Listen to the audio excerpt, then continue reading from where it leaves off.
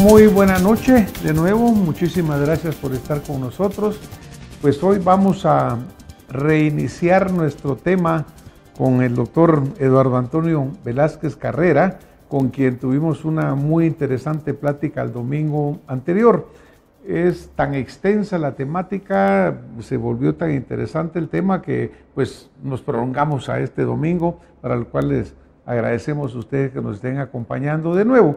Todo esto alrededor del tema del transporte público, del transporte colectivo en esta nuestra ciudad de Guatemala, que pues ya vimos que ha pasado de ser una ciudad pequeña a ser una ciudad muy grande, el centro urbano más grande entre Ciudad de México y Bogotá es la ciudad de Guatemala, con 4 millones aproximadamente de habitantes. Así que, doctor, bienvenido de nuevo a su programa Acción Positiva. Gracias por estar aquí de nuevo con nosotros y pues a seguir compartiendo esta temática tan interesante.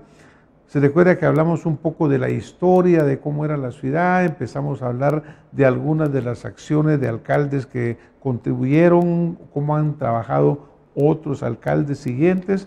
Hablamos de cuándo era ese momento de quiebre y de cómo hacer para que esta ciudad pueda ser una ciudad que le proporcione más capacidades de transporte al guatemalteco en una forma que pueda vivir armoniosamente, que pueda vivir bien, y que sabemos que no es exactamente lo que está sucediendo. Doctor, hablamos nosotros del transporte urbano y pensamos en un bus, que puede ser, depende de la época en que la gente lo conozca, ¿no? Pues ahora los jóvenes de ahora tal vez solo conocen el Transmetro, otros conocíamos los buses, pero no nos estamos localizando solo en lo que es el vehículo en sí, porque también hemos tenido acá otras personas que nos han tocado el tema y también decir, bueno, ¿cómo hacemos también para descentralizar la ciudad y que no todos tengamos que movernos de un punto al otro? Porque cuando tenemos ciudades que son tan centralizadas, eso hace que también el transporte se haga más difícil. Independiente de lo que es el transporte en un vehículo, ¿qué otras medidas cree usted que son factibles que pueden ayudar a disminuir ese flujo de personas de una dirección a la otra? Bueno, yo quiero comentarles que aquí en Guatemala vino y ha venido durante muchos años la cooperación japonesa. La cooperación internacional del Japón, como ustedes saben, ellos son expertos, ¿verdad?, en transporte. Los que han viajado al Japón se muestran maravillados. Yo he escuchado a varios que han ido, yo no he tenido la suerte de conocer, pero que hablan del transporte, por ejemplo, en trenes, entre las ciudades japonesas, ¿verdad? Son trenes de alta velocidad que se pueden desplazar, digamos,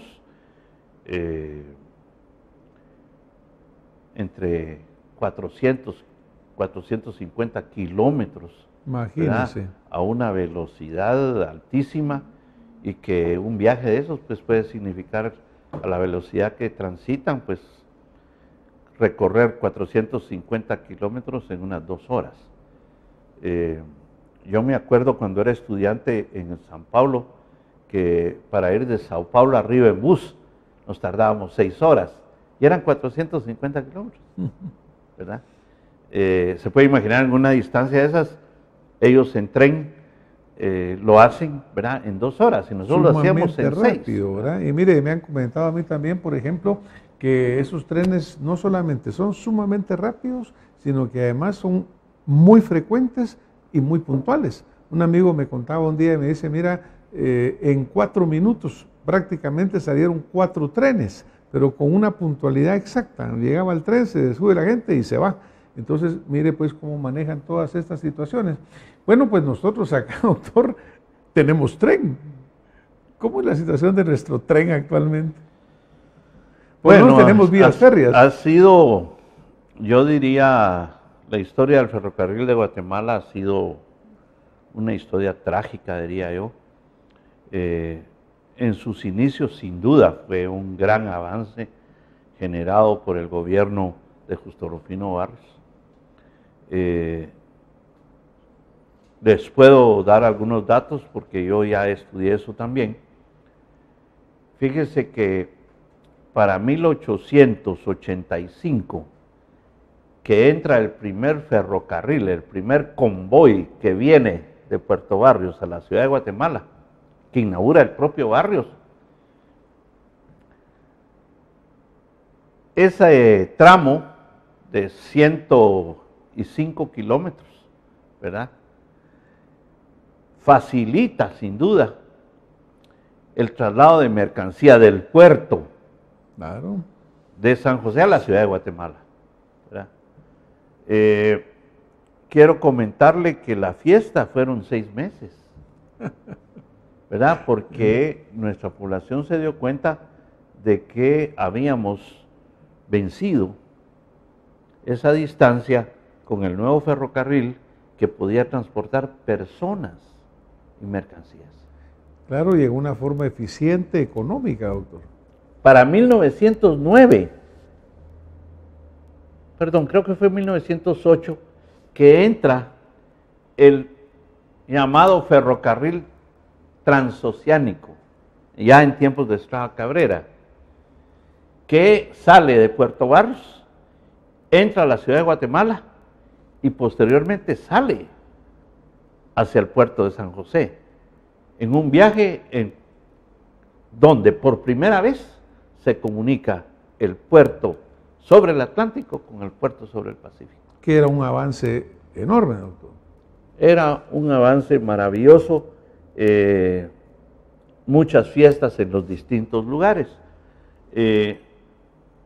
Los que todavía viajamos en el ferrocarril, recordamos que había muchas estaciones, y había muchas estaciones porque en esas estaciones era de abastecimiento, no solamente de agua para las máquinas, sino también para cargar el ferrocarril con las mercancías que llegaban de las fincas productoras de café, de banano, de cualquier otra cosa, que iban hacia los puertos o venían a la capital. Y la gente que subía y bajaba, ¿verdad? Así el pasajero. Así es. Pues yo me acuerdo que todavía con mi abuela y mi abuelo, con aquellos viajes maravillosos de los 60s, que todavía ellos querían ir en tren a Esquipulas, ¿verdad?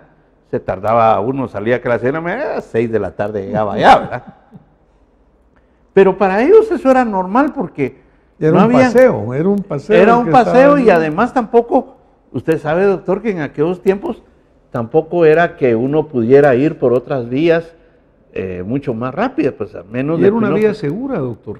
Muy segura. Muy segura en cuanto a pues asaltos, etcétera. ¿No? Y un paseo, como usted dice, fabuloso, porque uno pasaba, por ejemplo, solo el cruce del lago de Amatitlán en el relleno, ¿verdad? Claro. Una cosa maravillosa. Bueno, pues ya ve, todo eso teníamos, aún está el Puente de las Vacas ahí, que es impresionante, realmente cuando usted mira ese Puente de las Vacas es impresionante.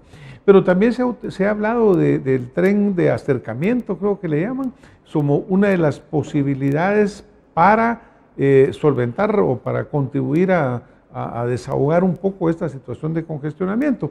Entiendo yo que hay problemas de vías en el sentido del ancho de la vía, que fue parte de los problemas cuando vinieron estas señores de Canadá y trataron de hacerlo, hubo problema del ancho de la vía.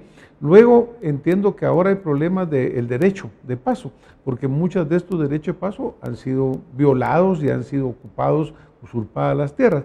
Pero en sí, el derecho existe, la vía existe y es una alternativa que pudiera utilizarse. ¿Cree usted que el tren pudiera ser una alternativa? Ya ve que llega a la estación central ahí localizada tan bien, pues. Doctor, los que hemos tenido la suerte de conocer Europa, uno sabe, ¿verdad?, que la forma de comunicarse, de trasladarse de un lugar a otro en Europa es por medio del ferrocarril. Ellos tienen, usted sabe, un sistema de trenes maravilloso, ¿verdad? Claro, espectacular. Cuento una anécdota, doctor. Yo estaba terminando mi tesis en Madrid y me invitaron los profesores de la Universidad de Granada a ir a visitar la universidad. Ellos eran expertos en ordenamiento territorial, habían estado en la Universidad de San Carlos dando un curso, y cuando supieron que yo estaba en Guatemala, en Madrid, me invitaron a ir a conocer la universidad a ellos. Fíjese que lo que me impresionó fue que yo fui a preguntar cuánto costaba el tren para irme en el AVE entre Madrid y Granada. Pero al mismo tiempo pregunté cuánto costaba irse en Iberia. Y me impresionó de que el precio en el avión era más barato que el tren, ¿verdad? Pero yo les comuniqué a los profesores que había comprado el boleto aéreo y que me esperaban en el aeropuerto, ¿verdad?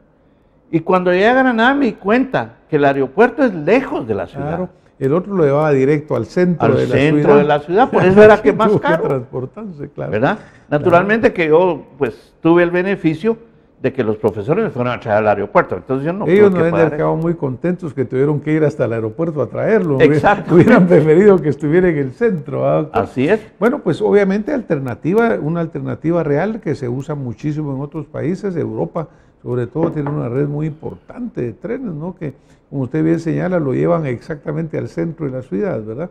Pero en Guatemala se ha hablado mucho de utilizar estas vías a través de estas asociaciones, empresa privada y pública, pero de nuevo, ¿cree usted que es una alternativa viable? Fíjese que usted me planteaba el caso concreto del Metroriel, ¿verdad? Es un estudio que hicieron esta entidad del Estado que se llama Nadie, ¿verdad? A mí ellos me invitaron a un taller en donde nos dieron explicaciones sobre el caso. A mí el proyecto me parece bien porque ya no estamos para estar esperando, ¿verdad? Ya el problema es tan grande que hay que actuar ya. Sí, ¿verdad? Estamos atrás ya. Y entonces fíjese, doctor, que el tema en este sentido es que yo lo que encontré poco viable era que la propiedad del Estado, que es básicamente la línea férrea, las vías, el derecho, el derecho de la vía, era totalmente subvaluado frente a la inversión del sector privado. Claro. Entonces yo les decía, miren, la evaluación de la tierra del Estado que están haciendo es absurda. Claro. Yo les decía, no la usen. Vayan a comprar la tierra privada. ¿Verdad? No solamente las molestias, los trámites que eso significa, sino cuál va a ser el costo. Claro, ¿verdad? Claro. La demora en la implementación del servicio, etcétera. O sea que, diríamos que usted solventando y superando esto en una negociación legítima, valedera, en la cual se preserve el derecho del Estado, que el Estado es el derecho del guatemalteco, ¿verdad, doctor? Así es. Porque de repente aquí perdemos un poco la visión de que el Estado no es nada más que la representación de los ciudadanos. Entonces, si se defiende el interés del ciudadano con una negociación correcta, podría ser una solución. Yo creo que sí. ¿Y cómo ha funcionado en otros países? Pues es que el problema, sí, no doctor, es que pareciera que sí rueda. funciona en otros países y a la hora que tiene que funcionar en Guatemala no funciona porque, ¿verdad?, la casta de políticos que está ahí negocia para su ventaja personal y no para la ventaja de los ciudadanos, ¿verdad? Claro. Entonces, a veces cuando uno habla de la privatización es porque uno está hablando un poco de esos políticos, ¿verdad?, que se quieren beneficiar, como hemos estado viendo que lo han hecho pues en una eso serie nos de trae negocios. Directamente al tema, doctor, y le vamos a entrar porque si no consultamos ya se nos volvió a ir el tiempo. Cuando hablamos de esa corrupción, cuando hablamos, si yo le decía, la pregunta del transporte en Guatemala, ¿es público o es privado? Resulta que lo público realmente no es público, sino que es privado, porque a través del sistema de concesiones vino y se le otorgó a empresas privadas, las cuales pues obviamente actuaron ilegítimamente, desafortunadamente llevándose por delante dinero del Estado, dinero de los guatemaltecos. Pero de estas soluciones que existen, ¿cómo visualiza usted el transurbano? ¿Cómo visualiza ese subsidio que se dio, se señala, pero se sigue dando? ¿Cómo ve usted esa situación? Doctor, fíjese que uno de los tremendos casos de corrupción ha sido precisamente ese. Yo quiero, digamos, para que nuestros televidentes tengan claro, es que la primera parte que la CICIG y el Ministerio Público han iniciado la persecución penal al negocio del transurbano, yo diría tiene dos partes muy claras y diferenciadas. El gobierno de Álvaro Colón decidió darle a una empresa privada constituida por 4 otras empresas privadas que fueron hechas bajo el sistema de compadre hablado con la Municipalidad de Guatemala, la concesión de determinadas rutas. El Estado de Guatemala, a través del gobierno de Álvaro Colón Caballeros, decide darles 35 millones de dólares para la compra de un sistema prepago. El sistema prepago funciona en el Brasil y es una maravilla porque permite el control del subsidio que es entregada a la persona. En Ciudad de México funciona muy bien también. Así es. Fíjese, doctor, que le dan una tarjeta a usted como estudiante. Yo fui estudiante en San Pablo. Entonces me dieron mi tarjeta y decía que yo tenía que prestar mi carnet universitario de la Universidad de Sao Paulo. Fui al Banco del Estado. El Banco del Estado dijo, sí, usted si es estudiante, vamos a ver si está registrado aquí.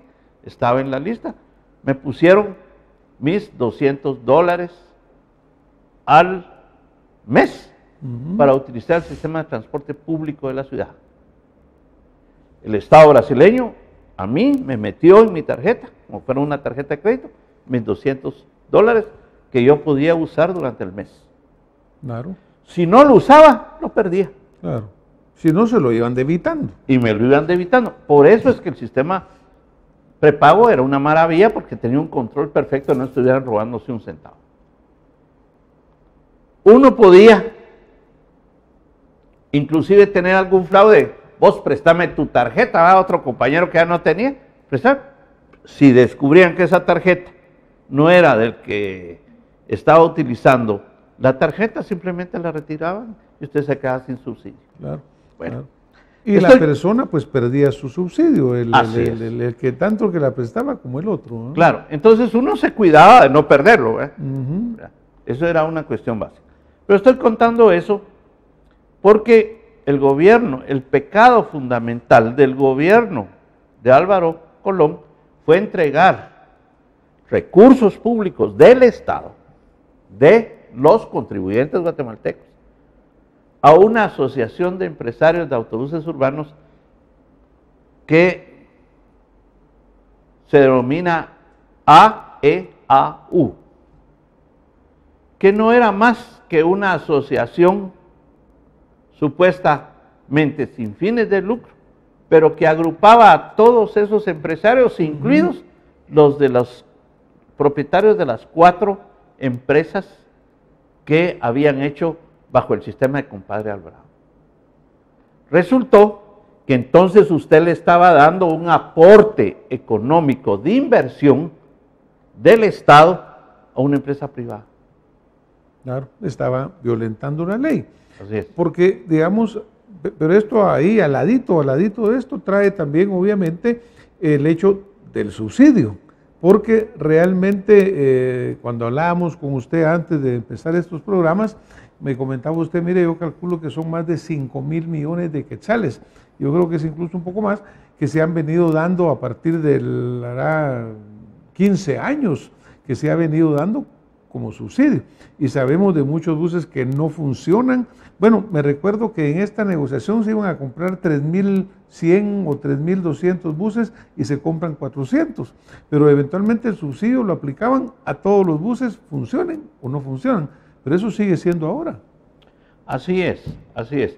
Fíjese, doctor, que yo cuando diferenciaba entre el sistema prepago, que es este problema que tiene al gabinete de Colón y a él mismo presos, eso a ellos lo denominaron, no subsidio, sino aporte económico de inversión. Esa es la fase 1, que la CICIG y el MP denominaron transurbano fase 1. Claro. Incluso esos molinetes, doctor, que se fueron a encontrar después que estaban tirados en alguna bodega, jamás utilizados, ¿verdad? Fíjese, doctor, que ahí es donde usted acierta totalmente. Fíjese que cuando vino el presidente Lula a Guatemala, ofreció que el Banco Nacional de Desarrollo Económico y Social del Brasil, el BANDES, como se le conoce allá, le diera el crédito a los empresarios estos que constituían el transurbano. Y el crédito que les dieron, doctor, era por los 3.150 buses. Claro. ¿Verdad? Que dice que se los dieron, efectivamente, pues. Pues fíjese que le voy a contar una cosa. El problema que se dio es que ellos, los empresarios de aquí, fueron a tratar de hacer una negociación con el banco y con las empresas que vendían esos buses. Sin embargo, aquí hubo un problema porque querían comprar unos buses Mercedes-Benz que aquí eran representados por una empresa a los cuales estos mismos empresarios no les habían pagado los buses anteriores. Los tomates o aquellos otros. Exactamente. Entonces, cuando fueron al Brasil, hablaron con el gerente allá, quisieron meter de una vez la coima en la compra de los buses y resulta que la Mercedes-Benz alemana se dio cuenta que estaban vendiendo los buses aproximadamente en un 30% más caros para Guatemala. Entonces ellos vetaron el negocio y solo dejaron los 450 buses que ya habían embarcado. Entonces, imagínese, se dio otro fraude allá. Le cuento que el gerente de la Mercedes-Benz en Brasil fue despedido precisamente por este mal manejo. Esos 450 buses sí llegaron y sí les instalaron el sistema prepago que estábamos hablando. Pero habían comprado el sistema prepago para los 3.100, porque exactamente quedaron como chatarra, pues. Y esos son los que están en una bodega que ascienden a 102 millones de quetzales que están tirados en una bodega.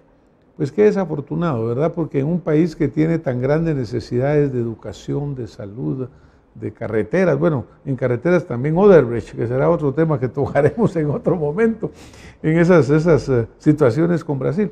Pero pues habiendo tantas necesidades tenemos este tipo de cuestiones. Ahora está el Transmetro, doctor. ¿El Transmetro sí es público? El Transmetro es un caso sui generis, diría yo, porque la Comisión Multisectorial del Transporte, ante estos problemas que teníamos con esa diversidad de empresarios, entre comillas empresarios, del transporte urbano, la Comisión Multisectorial sugirió al Consejo Municipal que creara la empresa municipal de transporte, ¿verdad? Para darle al municipio la posibilidad de manejar su propio sistema de transporte. Claro. Lo que las autoridades hicieron fue abrirle la posibilidad a los empresarios privados, estos mismos, que se estaban robando, discúlpenme la palabra, pero se estaban robando el subsidio a las claras, para que ellos mismos compraran los buses que vinieron a alquilar a la empresa municipal de transporte que maneja el transurbano. O sea que en realidad tampoco es pública, sino que son empresarios privados que le alquilan al municipio los buses articulados, ¿verdad? Que son los famosos gusanos, ¿verdad? Y los otros buses que la municipalidad utiliza. Hay que decir que en tiempos de Berché sí se compraron, entiendo yo, 50 articulados, que ahora deben ser ya chatarra, porque es hace mucho tiempo que se compraron, ¿verdad? Claro. Los gusanos viejos, ¿verdad? Sí. Como nuestro pueblo, ustedes saben que es muy chispudo, le pusieron gusanos a los articulados, ¿verdad? Sí. Y los buses rojos, ¿verdad? Ustedes saben que les pusieron pues tomates, ¿verdad? Los tomates. Los famosos tomates son así conocidos por la población. Que también fueron a parar como a nivel de chatarra por algún lado, doctor, porque tampoco fueron un éxito. Doctor, mire, desafortunadamente, otra vez, el tiempo nos está avanzando. Después de estas pláticas que hemos tenido, la oportunidad que hemos tenido de conocer lo que usted nos tenía que comunicar, ¿cuál diría usted que sería el mensaje que usted le quisiera dejar a la audiencia de Acción Positiva?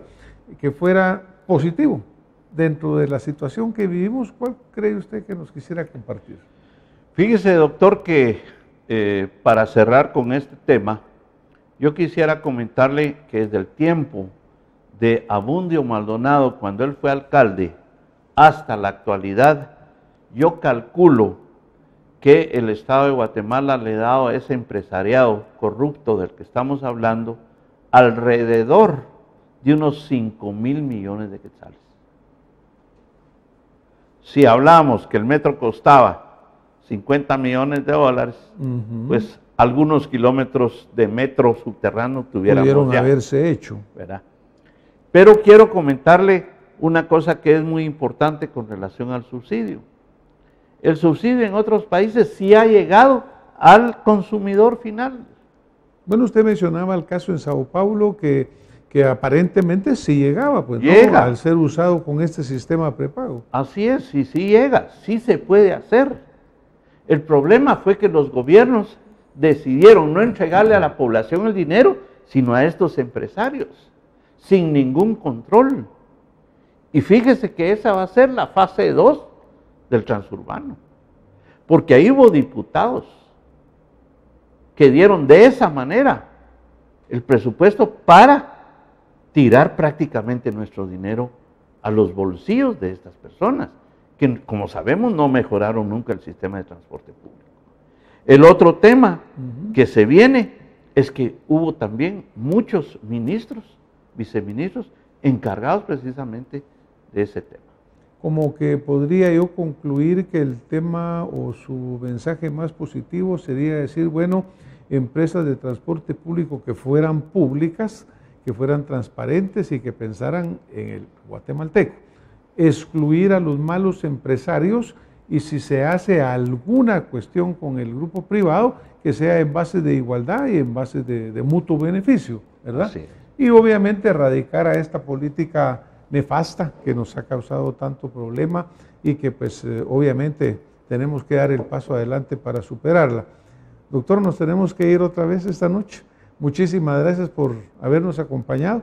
Estaremos invitándolo en próxima oportunidad si usted nos hace el gusto que podamos tenerlo acá. Y hoy nos tenemos que retirar. Muchas gracias. Así que doctor. Gracias y a ustedes que de nuevo nos han acompañado.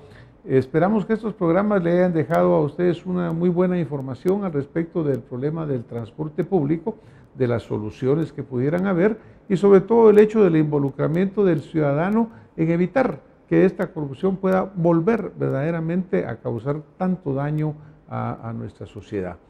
Muy buenas noches y nos vemos el próximo domingo con más Acción Positiva. Buenas noches.